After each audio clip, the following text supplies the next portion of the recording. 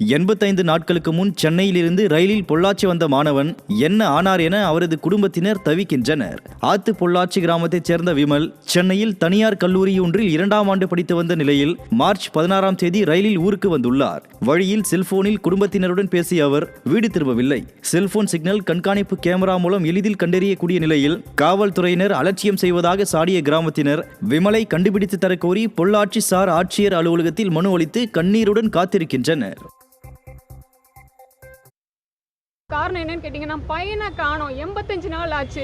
எந்த தகவலும் இல்லாம நான் உயிர் வாழ்ந்துட்டு இருக்கிறேன். எங்க குடும்பத்தோட எங்க இருக்கா என்ன ஆனான்ற தகவல் தெரியாம என் குடும்பத்தோட வாழ்ந்துட்டு இருக்கிறேன். இந்த விஷயத்தை பத்தி நான் முதலமைச்சர்கிட்ட ஒரு 10 நிமிஷம் டைம் ஒதுக்கி என்னோட குறைய கேட்டு என்னோட குறையும் என் குடும்பத்தோட குறையும் நிவர்த்தி பண்ணி கொடுக்கணும். எங்களுக்கு ஒரு நல்ல வழியை என் பையன் எங்க இருந்தாலும் கண்டுபிடிச்சி கொடுக்கணுங்கிறதுக்காக கோரிக்கை மனு அவரை சந்திக்கிறதுக்காக இன்னைக்கு வட்டாட்சியர் அலுவலகத்தில் மனு கொடுத்துட்டு வந்திருக்கேங்க. எனக்கு மக்களும் பொதுமக்களும் எங்கள் ஊர் மக்களும் சேர்ந்து நாங்கள் இந்த பெட்டிஷனை நாங்கள் கொடுக்குறோம். இது என் முதல்வர் காதுக்கு இந்த செய்தி வாயில நான் தெரிவிக்கிறேன். முதல்வர்கள் என்னையும் என்னோட பிரச்சனையும் காது கொடுத்து கேட்டு என் பையனை எங்கே இருக்கிறான்னு கண்டுபிடிச்சி கொடுக்குறவுக்கு எங்கள் கூட உட்காந்து ஒரு 10 நிமிஷம் பேசினாருன்னா என்னோட குறையை தீர்த்து வைப்பார். கன்னியாகுமரி மாவட்டம் களியல் கோதையாற்றில் முதலை தென்பட்டது பொதுமக்களிடையே பரபரப்பையும் அச்சத்தையும் ஏற்படுத்தியுள்ளது. கடந்த 5 மாதங்களுக்கு முன்பே ஆற்றில் முதலை இருப்பதாக வனத்துறைக்கு தெரிவிக்கப்பட்ட நிலையில் தகவல் அறிந்து வந்த வனத்துறையினர் அதற்கான கூண்டு மற்றும் உபகரணங்களை கொண்டு வந்து தேடியுள்ளனர். அப்போது முதலை பிடிபடாத நிலையில் தற்போது மீண்டும் முதலை தென்பட்டுள்ளது. இதனால் அதிர்ச்சியில் உறைந்துள்ள மக்கள் துரிதமாக நடவடிக்கை எடுத்து முதலையை பிடிக்க வேண்டும் என கோரிக்கை விடுத்துள்ளனர். நாமக்கல் மாவட்டம் ராசிபுரம் அடுத்த குருசாமி பாளையம் அருகே 40 அடி ஆழக்கிணற்றில் தவறி விழுந்த மான் உயிருடன் மீட்கப்பட்டது. சீனிவாசன் என்பவருக்கு சொந்தமான விவசாய நிலத்தில் உள்ள கிணற்றில் மான் தவறி விழுந்து தத்தளித்துக் கொண்டிருந்துள்ளது.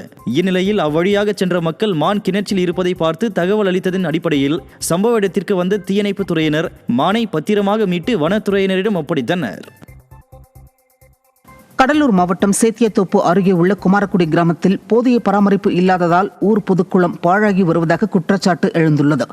கும்பகோணம் செல்லும் சாலையோரம் அமைந்துள்ள இந்த பொதுக்குளத்தில் ஆகாய தாமரைகள் படர்ந்தும் எங்கும் முட்புதர்களாகவும் காட்சியளிப்பதால் பொதுமக்கள் பயன்படுத்த முடியாத நிலை ஏற்பட்டுள்ளது.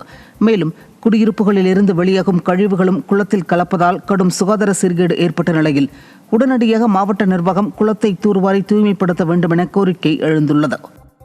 நாமக்கல்லில் வெறி நாய்கள் கடித்து 10க்கும் மேற்பட்ட ஆடுகள் பலியான சம்பவம் அதிர்ச்சியை ஏற்படுத்தியுள்ளது. மோகனூர் சாலையில் உள்ள லத்துவாடி பகுதியில் சத்யா என்பவர் வளர்த்து வரும் ஆடுகளை பட்டிக்குள் புகுந்து வெறி நாய்கள் கடித்து குதறியதில் 10க்கும் மேற்பட்ட ஆடுகள் உயிரிழந்தன. ஏற்கனவே அப்பகுதியில் சில நாட்களுக்கு முன்பு நாய் கடித்து 20க்கும் மேற்பட்ட ஆடுகள் உயிரிழந்ததால் கடும் அச்சத்தில் உள்ள விவசாயிகள் தெரு நாய்களை கட்டுப்படுத்த வேண்டும் என மாவட்ட நிர்வாகத்திற்கு கோரிக்கை விடுத்துள்ளனர். சத்யநகரில் இருக்கும். எனக்கு 15 உருப்படி இருக்குங்க. 10 ஆடு இறந்துச்சு, இன்னும் 2 ஆடு சீரியஸாக இருக்குது, 3 ஆடு தாங்க உயிரோடு இருக்குது. எனக்கு இதை மட்டும் தான் வலி, இதை தவிர வேறு வலி இல்லைங்க. முன்னாடியே இல்லைங்க. ஆனால் மேய்ஞ்சிட்டு இருக்கும்போது குட்டியெல்லாம் தூக்கிட்டு போயிருக்குதுங்க. சரிங்க. அப்போல்லாம் தூக்கிட்டு ஓடும். நானும் துரத்து பிடிக்க முடியாதுங்க. ஆடு எல்லாம் ஒன்று கடிச்சிருச்சு. அதை எப்படி காப்பாற்றியாச்சு. ஆனால் இன்றைக்கி இந்த தடவை தான் உள்ளி கடிச்சு போட்டு போயிருக்கு. சென்னை செம்மஞ்சேரி சுனாமி குடியிருப்பில் இருசக்கர வாகனத்தில் வந்த நபரிடம் வீண் தகராறில் ஈடுபட்ட 2 கைது செய்யப்பட்டனர். இரவு உணவு வாங்குவதற்காக இருசக்கர வாகனத்தில் வந்த யுவராஜ் என்பவருடன் ஸ்ரீதர், சஞ்சய் ஆகிய 2 வீண் தகராறு செய்து தாக்கியுள்ளனர். இதில் காயமடைந்த யுவராஜ் மருத்துவமனையில் சிகிச்சை பெற்று வருகிறார். இதனையடுத்து யுவராஜ் அளித்த புகாரின் பேரில் தகராறில் ஈடுபட்ட 2 கைது செய்யப்பட்டனர். கரூரில் லாரி மீது கார் மோதிய விபத்தில் கர்ப்பிணி உட்பட 3 பேர் உயிரிழந்தனர். முசிலம்பட்டியை சேர்ந்த அரவிந்த், அவரது கர்ப்பிணி மனைவி உள்ளிட்ட 4 பேர் கரூர் திண்டுக்கல் தேசிய நெடுஞ்சாலையில் காரில் பயணித்துள்ளனர். அப்போது ஈசநத்தம் பிரிவு அருகே வந்தபோது கார் கட்டுப்பாட்டை இழந்த நிலையில் லாரி மீது மோதி விபத்துக்குள்ளானது. இதில் 3 பேர் சம்பவ இடத்திலேயே உயிரிழந்த நிலையில் மேலும் 2 படுகாயமடைந்தனர். நாகை மாவட்டம் வேதாரண்யம் அடுத்த கோடியக்கரை வனப்பகுதியில் உள்ள தண்ணீர் தொட்டியில் நீர் நிரப்பப்படாததால் வனவிலங்குகள் தவிக்கும் நிலை ஏற்பட்டுள்ளது. கடும் வெப்பம் நிலவி வரும் நிலையில் வனப்பகுதியில் ஆங்காங்கே அமைக்கப்பட்டுள்ள தொட்டிகளில் நீர் நிரப்பாமல் வனத்துறையினர் அலட்சியம் காட்டுவதாக குற்றச்சாட்டு எழுந்துள்ளது. இதே நிலை தொடர்ந்தால் வனவிலங்குகள் இறக்க நேரிடும் சூழல் உள்ள நிலையில் தொட்டிகளில் நீர் நிரப்ப வனத்துறை நடவடிக்கை எடுக்க வேண்டும் என மக்கள் வலியுறுத்தியுள்ளனர்.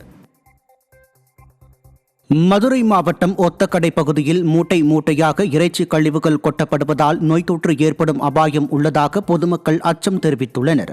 மதுரை திருச்சி தேசிய நெடுஞ்சாலையில் சுமார் 1 கிலோமீட்டர் தூரத்திற்கு சாலையோரம் கொட்டப்பட்டுள்ள இறைச்சி கழிவுகளால் கடும் துர்நாற்றம் வீசுவதாகவும் இதனால் நோய் தொற்று பரவும் நிலை உள்ளதாகவும் மக்கள் அச்சம் தெரிவித்துள்ளனர். கழிவுகள் கேரளாவில் இருந்து கொண்டு வந்து கொட்டப்படுகிறதா என்ற கேள்வி எழுந்துள்ள நிலையில் கண்காணிப்பை தீவிரப்படுத்த வேண்டும் என மக்கள் வலியுறுத்தியுள்ளனர்.